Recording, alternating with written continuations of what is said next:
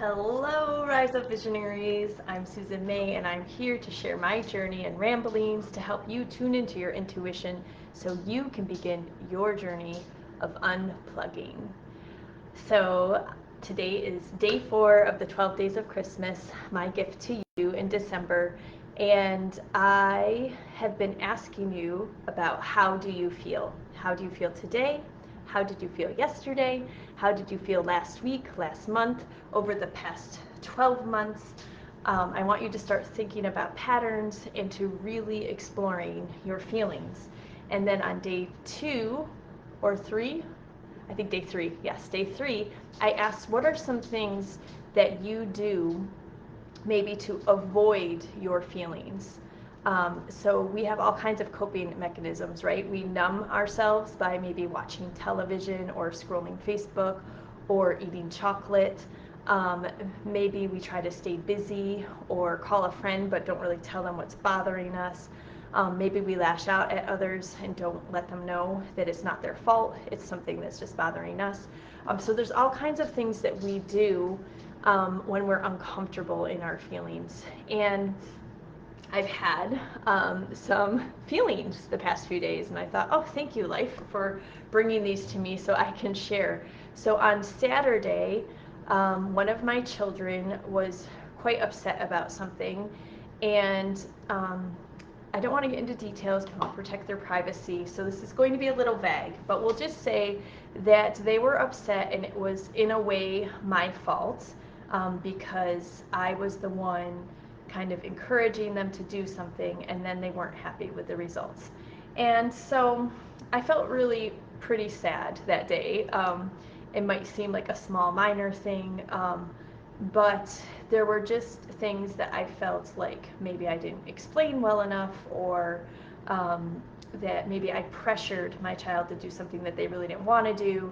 And just anytime our children are unhappy, right, like we feel that.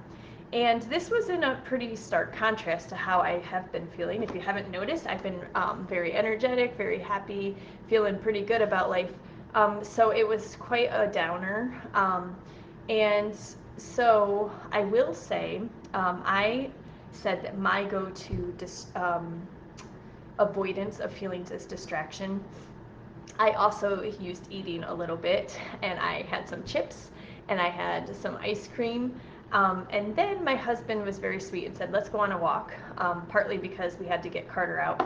And we went on a walk, and I talked to him about it, and that helped a lot. And what happened is, as the day went on, the feelings subsided, and my child also felt better, which helped. And come to find out that by today, which is 2 days later, um, our child now is happy with what I encourage them to do. So I told my child and my husband, I said, please remind me of this next time. But I would say overall, I'm really happy with how we both handled it.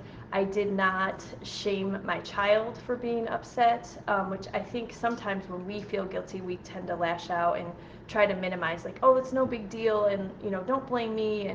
And instead, I gave us both space. I have gotten better at that. I've gotten better at really just listening. I did apologize because I felt there were things I could have done differently, which was accepted gracefully. So these are all parenting lessons that I have learned over many, many years with many, many mistakes. And I think the big lesson that I am learning is that perfectionism is still popping up for me. When my kids were little, I think I really wanted them to be happy all the time, which just really isn't realistic or healthy. And so I think that was rearing its head a little bit. So then the second thing that I've been dealing with feelings is that today, for the first time, I was a guest on a podcast. I was a guest on the Tom Woods podcast. He interviewed me today. Now, it's not live, it's pre-recorded, so it hasn't aired yet. And I was understandably quite nervous about this. I prepared a lot over over a long time actually. The past week I was preparing a lot because I found out about a week ago that I would be on. But I was also preparing in the months leading up to this as we went back and forth, and I sent emails to him proposing my ideas for him to be on his podcast. Well, we had the interview and he was awesome. He was so gracious and really put me at ease. I told him I was a little nervous, and he was very kind and told me this is just a conversation and there's no need to be nervous, and gave me some funny examples of other interviews he's done to basically reassure me everything's gonna be okay. And so that was awesome. But after the interview, I had a little bit of an emotional letdown. And I was feeling really like there were some things I could have said better. I could have said more clearly. There was one question in particular that I really felt I didn't make a strong answer to. And so I was kind of beating myself up over those things. And this time what I did to deal with those feelings was more healthy. I reached out to friends and let them know that I thought it went well, but I was a little just let down. And all of my friends were just so supportive, and that really helped me. I also know that I'm tired today, that I've been working hard, and so it's normal to have a letdown after a big thing like this. But again, I think this is perfectionism, just kind of rearing its head. And instead, what I want to focus on is the lessons that I have learned from this very valuable experience and awesome opportunity that I was given. So those are some examples of feelings I have been having the past few days. I hope you are all doing well. I would love to hear, how do you feel today? How have you been coping with any ups and downs that you've been experiencing? And I'm just sending so much love to you all in this December. Please comment below or message me and let me know if there's any way I can support you. Remember, be bold, be brave, be you, because who else is there to be? I will be back tomorrow for day 5 of the 12 days of Christmas.